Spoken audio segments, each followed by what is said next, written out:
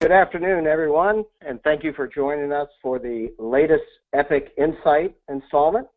My name is John Rice, and I'm coming to you from the normally sunny Gulf Coast, but today we're in between rain bands. I'm excited because I'm going to present two of my colleagues. We've got Captain Tony and Commodore Joan out of our actuarial group. They're based in Maine, and they're going to give us a lot of new information about cash balance. And one of the reasons that I'm excited to introduce them is they really help advisors expand their practice and make a lot more money.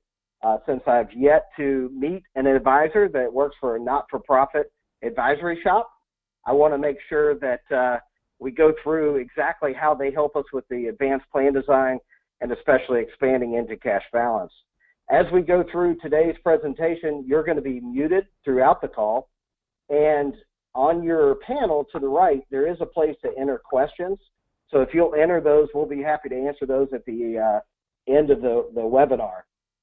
So with that, I'm going to turn it over to our favorite actuaries, Tony and Joan, and they're going to tell us really how to find a cash balance plan and then how we can help you sell that plan as a part of your expanded service. So Tony and Joan, take it away. Thanks, John.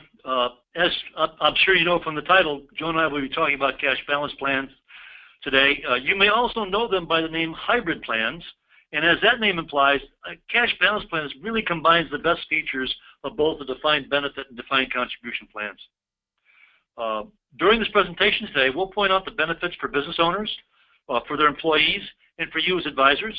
And while these plans are getting so much press these days,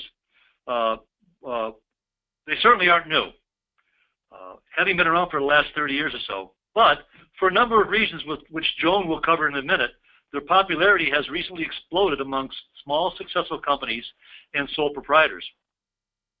Now, lastly today, we're going to show you how ADS and Epic can help you develop a cash balance presence with your clientele, as well as within your business community. So without further ado, I'm going to pass the presentation over to Joan, and maybe she can tell us what this fuss is all about.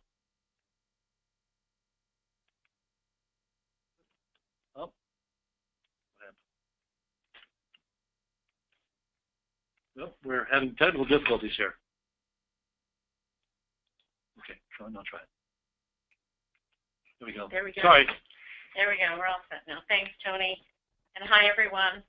I want to start off the presentation by giving a little bit of background on cash balance plans and explain why this is an important topic and what the fuss really is all about. Cash balance plans started back in about 1985, and that was the first one. Here we are in 2017, and there are almost 20,000 cash balance plans today. Over 30% of the defined benefit plans in the country are cash balance plans, and the number of cash balance plans has increased by double-digit rates year over year over the last 5 years. This growth has primarily been driven by small employers who have found the benefits of these plans. About 90% of the cash balance plans that have been established have less than 100 participants in them.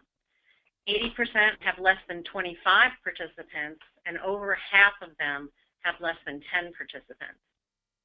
So these are generally small professional groups. Any type of employer can sponsor a cash balance plan, but medical groups are the most common sponsors of these plans today. They're attractive to these and other groups because of the high compensation levels of the business owners, the flexibility to set up multiple contribution levels for the partners in the plan, and the large amount of contributions that can be made for the older owners. The significant growth has also been spurred by several tax law changes since 2012 that have affected primarily higher income earners, including the ACA Medicare surtax, the 0.9% for the Medicare, additional taxes through ACA on investment income, higher income federal income tax, individual federal income tax brackets, which are up to 39.6% right now, and the phase out of tax deductions such as mortgage interest property taxes, and charitable donations. So because cash balance plans are qualified retirement plans, their tax-deductible contributions can help these high-income earners save a ton. The legal and regulatory clarification that we've gotten about cash balance plans has also bolstered their implementation. Original cash balance plans were challenged in court for years, and employers were understandably reluctant to use them.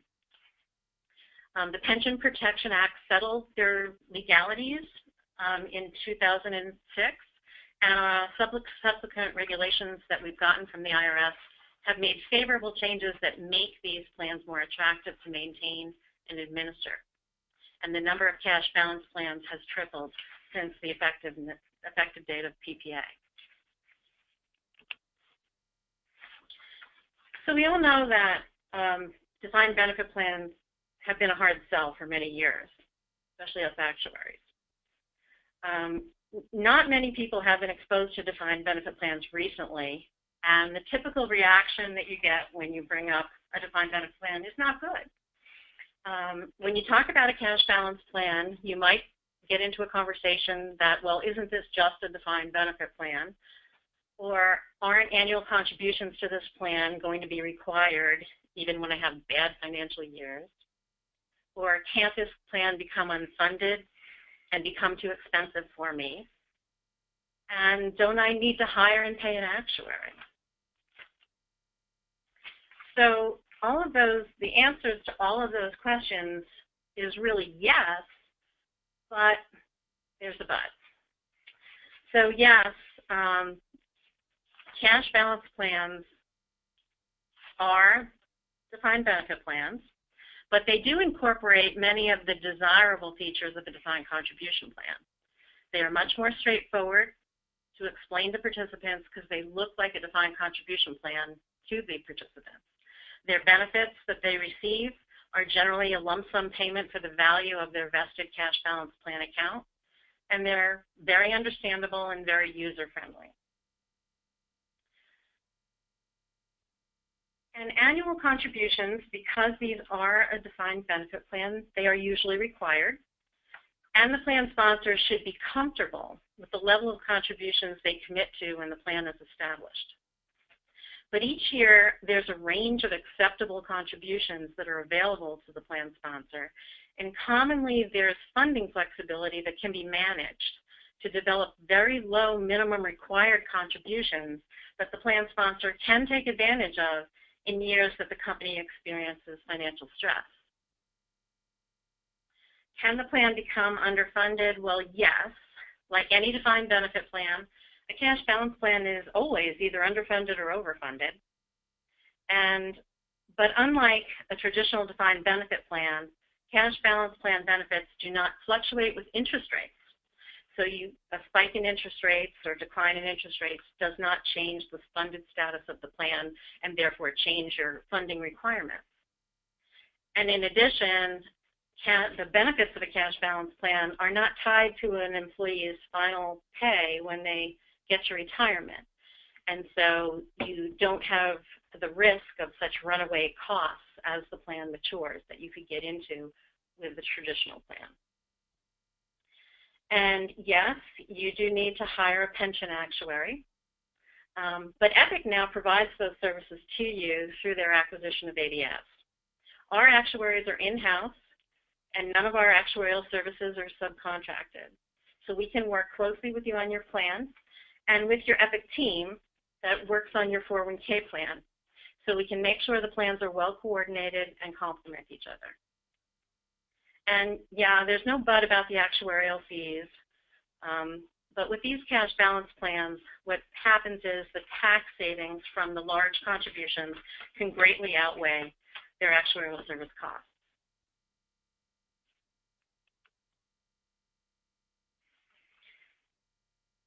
So the benefits of the cash balance plan is through the tax savings, and that's what the fuss is really all about. When it really comes down to it, it's all about the taxes. As most people know, the IRS has limits on annual contributions that can be made for any individual to a defined contribution plan, such as a 401k, and that limit is currently $54,000 or $60,000 for participants who are older than 50. Because a cash balance plan is not a defined contribution plan, it doesn't fit into that category, and so those limits don't apply. So rather than those limits, depending on the age that the individual starts to participate in the cash balance plan, the annual contribution allowable can typically be double or triple the contributions they could make to a defined contribution plan.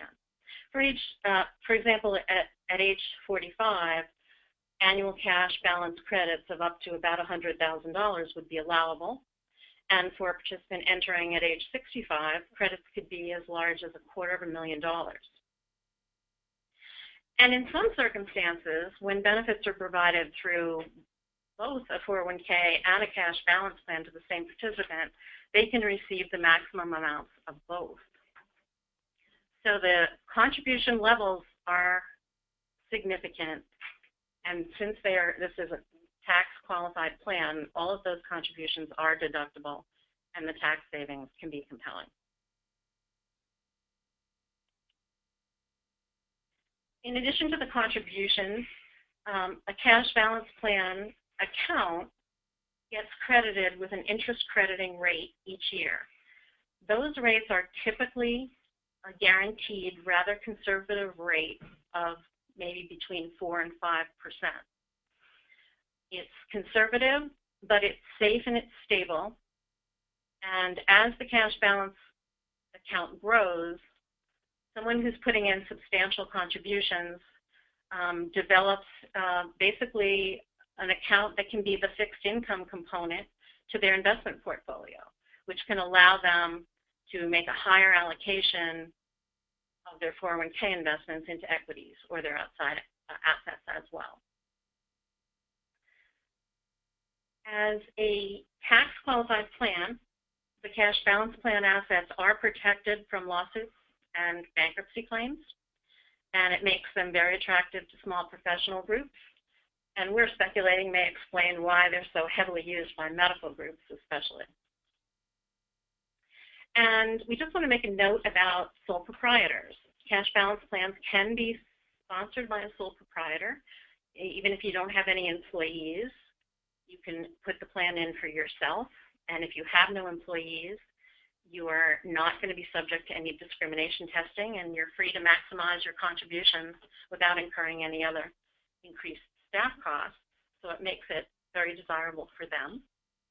And another unique feature of a plan for a sole proprietor is that they in certain circumstances can defer up to 100% of their earned income for the year, which makes it nice for someone who's got discretionary income, or whether if they run a sole proprietorship as a second source of income. So to some of these clients that we have, it's a great tax benefit to them, and it's something that they would never be able to do through a 401k plan, because the 401k plan for someone like this would have a 25% of pay tax deduction limit to the sole proprietorship.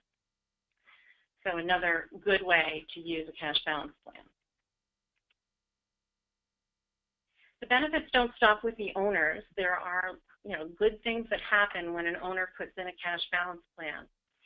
If the owner wants to receive contributions up to the IRS limit, they're going to have to put in contributions, minimum contributions for their employees, which could be 5% of pay, 7.5% of pay. It could be a little bit larger in some circumstances. It could be a lot larger if someone is still finding that the mechanics work for them. But they have to give these substantial contributions to their employees in order to support theirs. And of course, this is all employer contributions. There are no there's no 401k type of employee contributions that would go into a cash balance plan. So the participants are really just getting an additional benefit. The participants also have an individual account under the plan, and that gets credited with that same fixed interest crediting rate that I talked about. So the accounts don't fluctuate up and down with the market, and the participants don't have to choose their investment or risk investment loss. The accounts grow predictably, they're understandable, easy to explain, much simpler than traditional pension benefits, and many cash balance plans are updated, the accounts are updated daily with investment credits and can be accessed through a website. And when participants leave, their benefits are simply equal to their vested account balance, and they're fully portable and can be rolled over to an IRA account with their 401k benefits. So participants really like them. There's an additional guarantee for the plan participant in the plan. Certain cash balance plans are required to participate in federal PBGC insurance programs, and that program is kind of similar to the FDIC program that insures certain bank accounts. The PBGC instead insures cash balance accounts, so that if a plan terminates without sufficient assets to pay all the benefits and all the accounts under the plan, the insurance program will fund the shortfalls to ensure that the participants receive their full benefits. And for advisors, cash balance plans are a very good source of business. Although they can be startup plans and might not have any assets, since the owners are making double or triple the deductible contributions that they otherwise could have made, and each owner could be putting in $100,000 to $250,000 each year, the assets grow very quickly.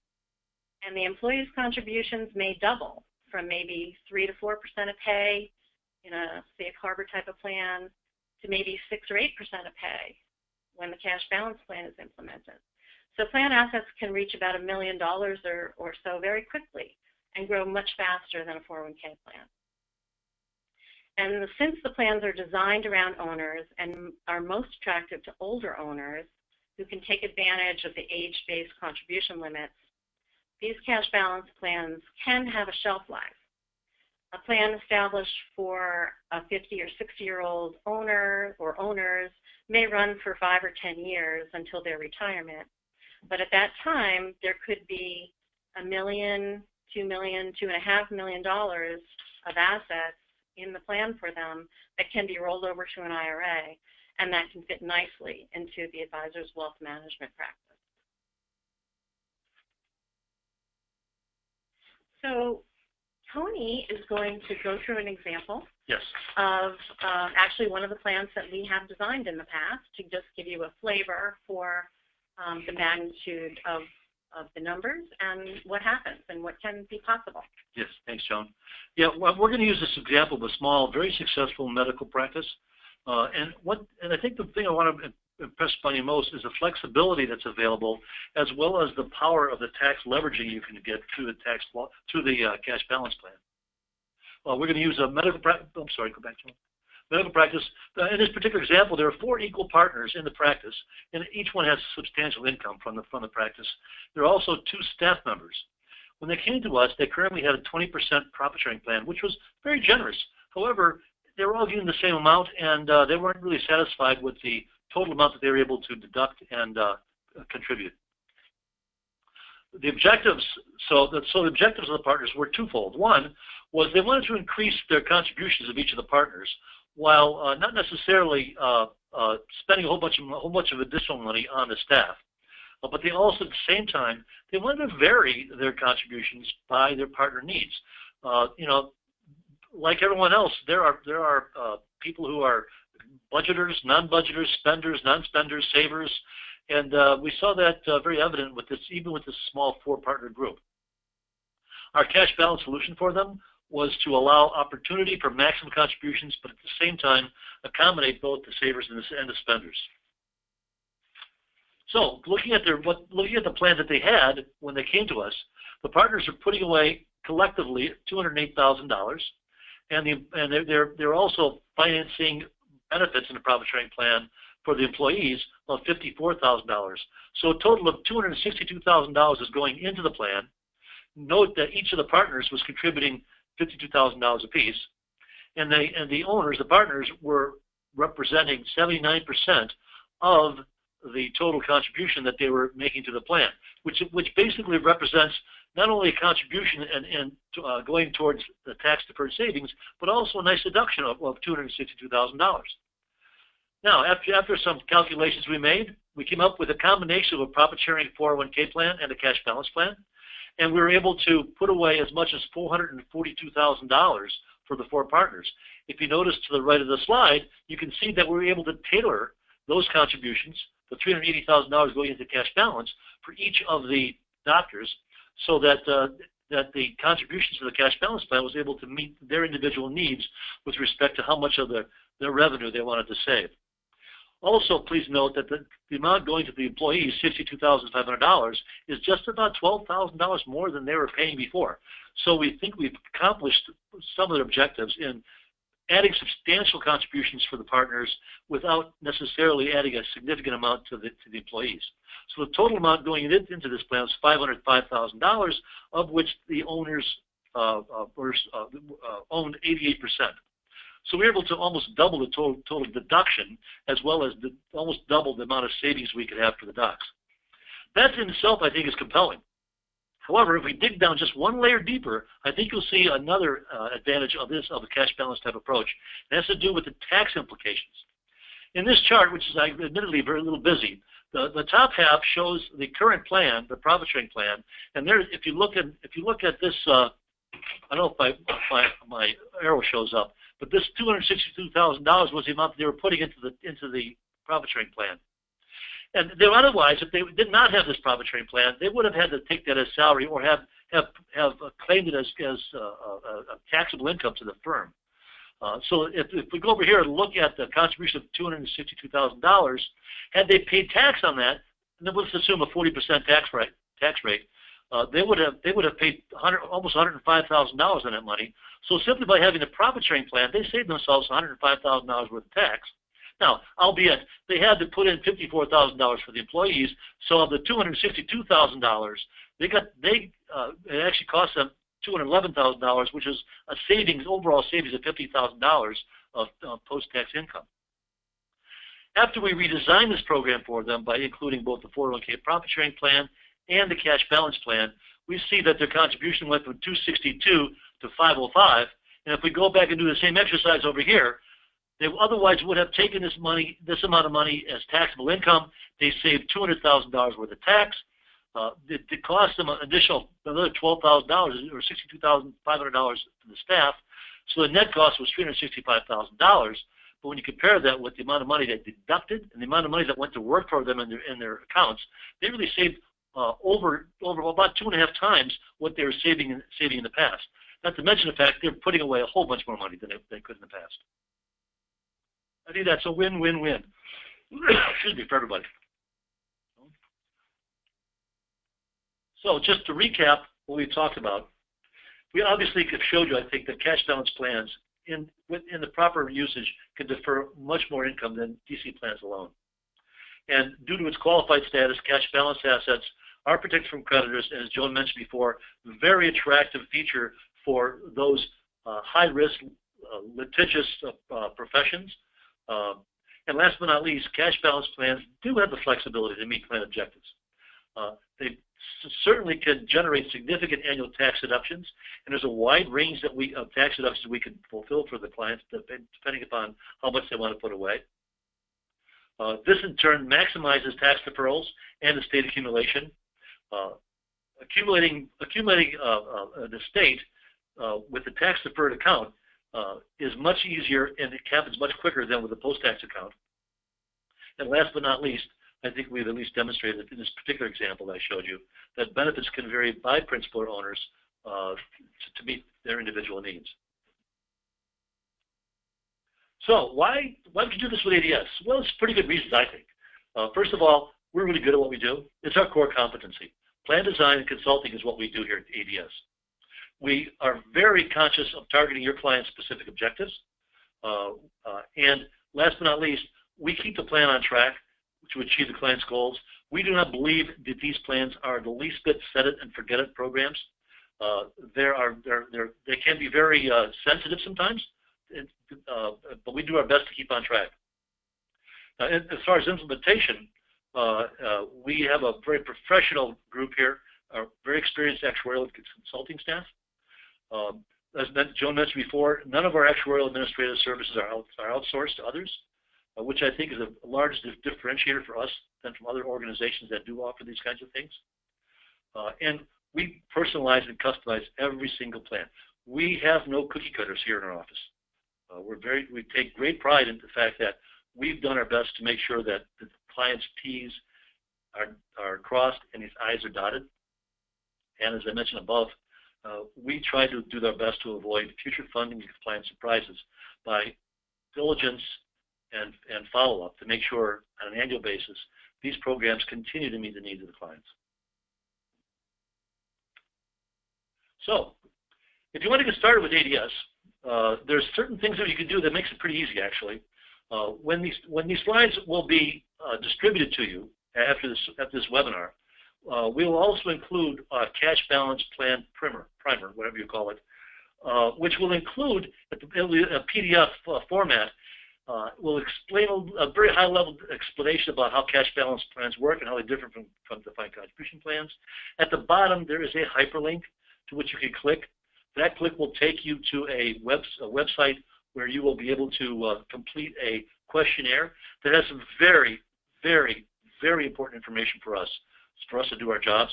Information about the corporate nature of the client, and perhaps the ownership of the organization, individuals that the client would like to favor in the design, so on and so forth.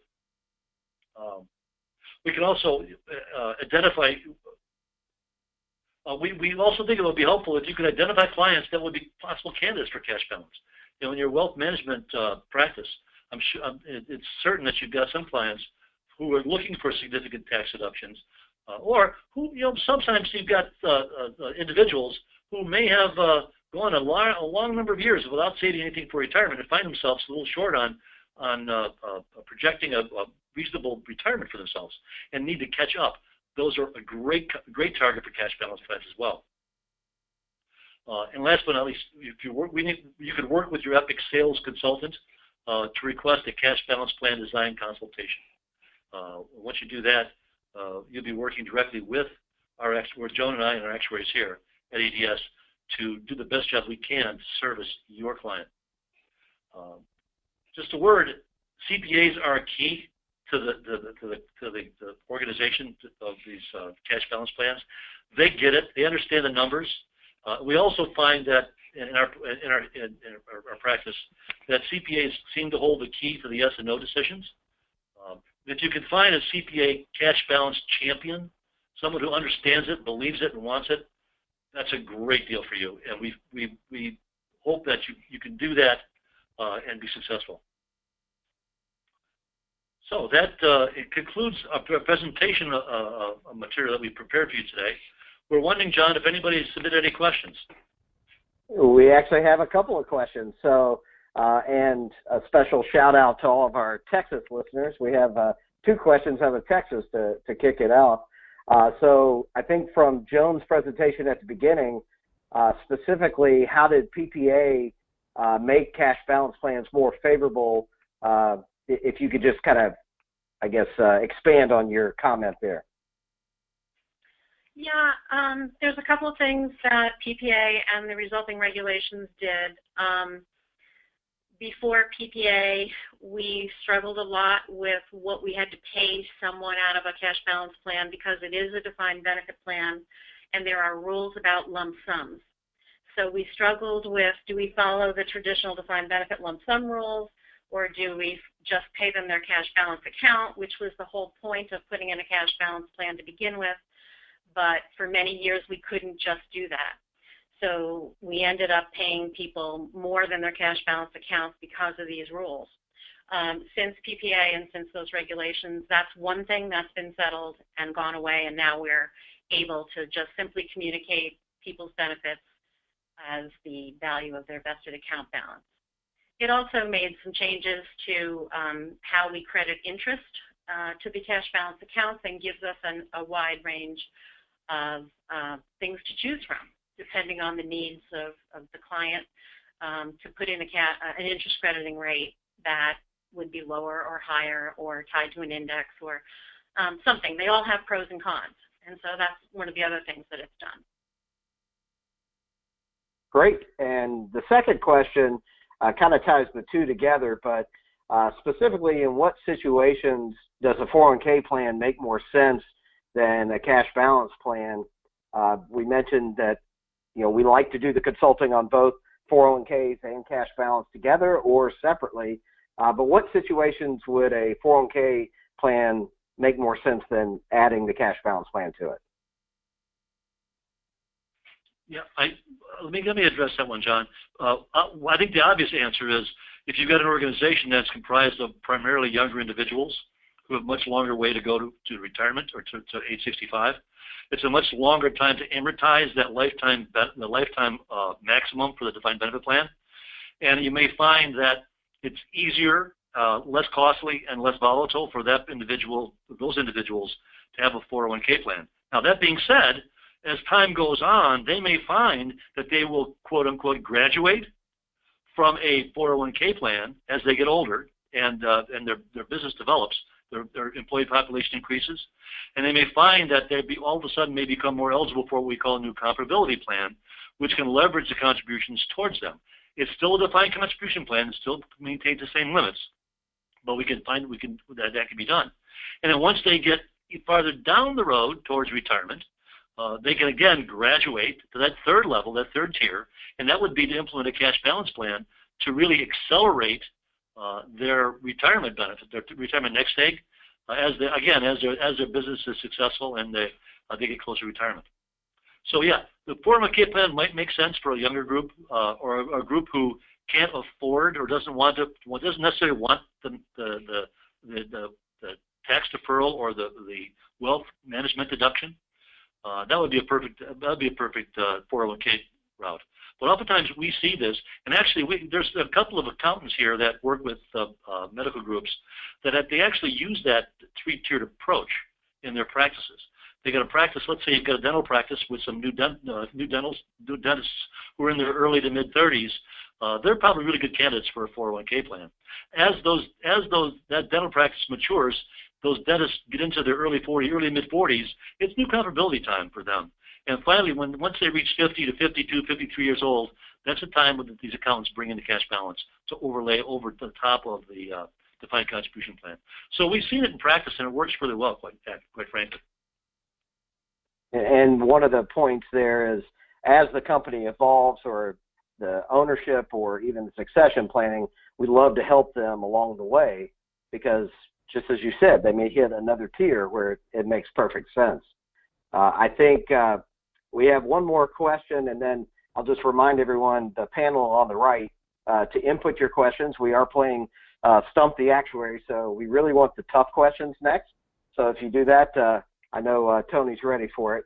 But Joan, I think one question for you specifically about the PBGC that you mentioned. What type of companies or plans would fall into needing PBGC coverage, and what type of fees go into that, and how does that work?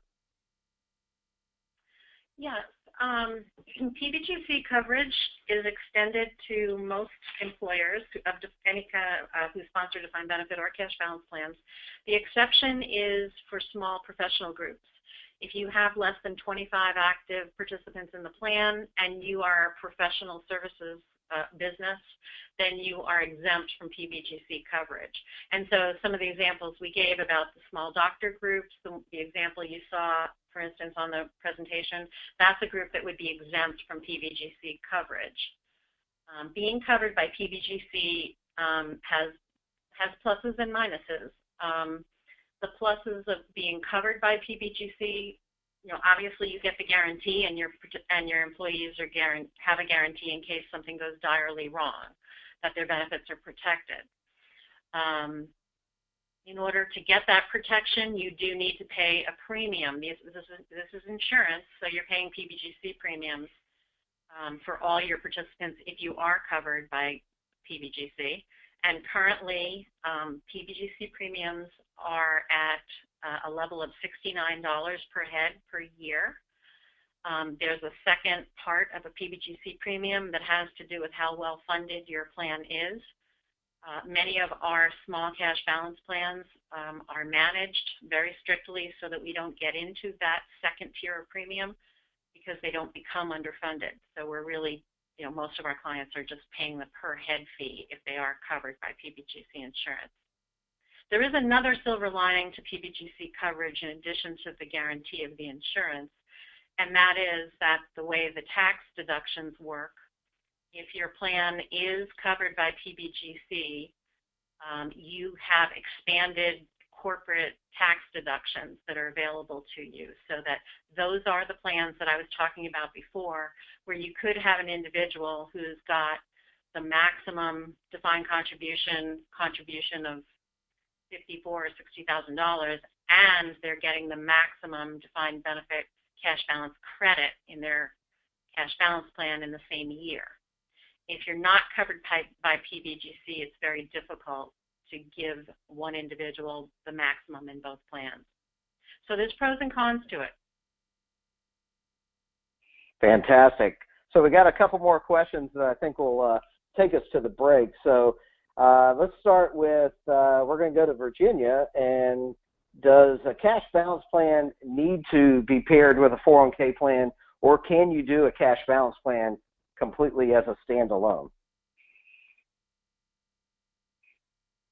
Take that.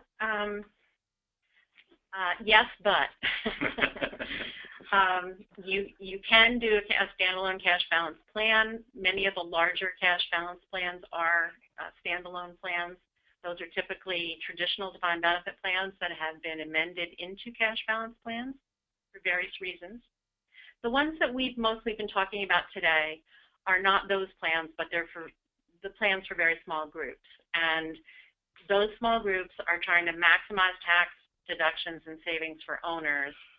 And the most efficient way to do that is to put in a cash balance plan with significant cash balance credits for the owners and balance that out, and sometimes not even cover your employees in the cash balance plan if you can do it, and yet give them a 401k and profit sharing contribution to be able to show that you can pass your non-discrimination test.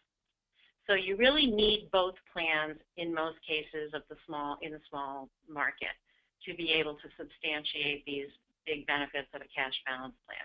If you don't have large 401k profit sharing contributions going in, you're not going to be able to sustain a plan like this. We've also designed, sole proprietor plans as a combination cash balance and profit sharing plan, and look upon the cash balance plan as the base plan for the individual, and especially if their expected personal revenue is not totally expected in the future. And so what we'll do is we'll very modestly design a cash balance plan and utilize the 401k profit sharing plan sort of as the additional buffer, if you will, the flexibility that they can take advantage of with respect to the contributions that they have total control over.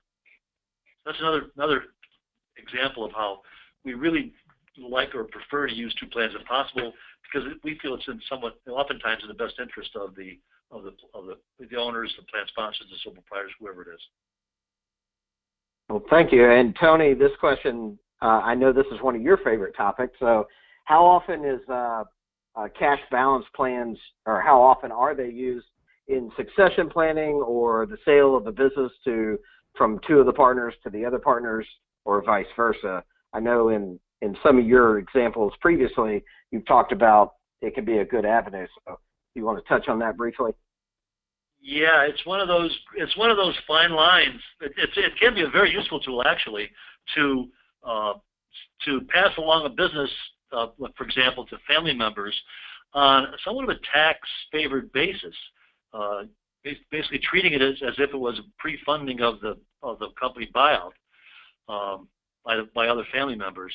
The only difficulty you have there is, quite frankly, as we mentioned before, the benefits of the cash balance plan are protected by law and are not assignable. And so you can't contractually assign those benefits as payment, for example, or advance payment towards the business itself. you got to pretty much trust your kids or your brother or your sister that when the time comes, they're going to follow through on what the plan A was, and you won't have to fall back on plan B. But it's had its limited use in that area, actually. Great. So last question. So if the plan is underfunded, is the employer required to make up the difference, especially the difference between the stated rate of return? I hate to say yes to that again, but it's kind of a complex question. But if there is for instance, if the cash balance crediting rate is 4% or 5% in a particular year, and the actual plan assets earn less than that in that year, it's not as dramatic that you have to make up that investment loss in the year after you incurred it. You have some time to pay off those losses. You amortize them over the future of the plan. And then perhaps what happens is in the next plan year, you might have investment return because the market's better of greater than 5%, and those losses offset those gains offset the losses you had in the previous year. So you can tend to smooth these things over. And from year to year, as I mentioned, we have a lot of flexibility in the funding of the plan. But you know, we try to keep these plans fairly conservatively invested so we don't have large swings. When the plan terminates, if there's an underfunding, that's a whole different matter. The plan might be required to be the plan sponsor might have to make additional contributions to fully fund the plan. They certainly always can. That really depends on whether it's PBGC covered or not. Well, thank you very much. And I want to thank everybody for joining us, and especially our folks here along the Gulf Coast that are experiencing a little bit of challenges with the weather. So we want to especially thank you, Tony and Joan, for taking us through cash balance. And I really think from our sales consultants and what we're hearing from clients and prospects is this is the best way to avoid some of those payments to our least favorite Uncle Sam around the tax time. So this is a great part of your practice that could really expand the amount of accumulation you have for your clients. And then obviously it works well into your wealth management when you help them in the decumulation stages. So with that, we thank you for joining us today. And if you have any questions after the call, please feel free to reach out to your Epic sales consultant, and have a nice day. Thank you, John.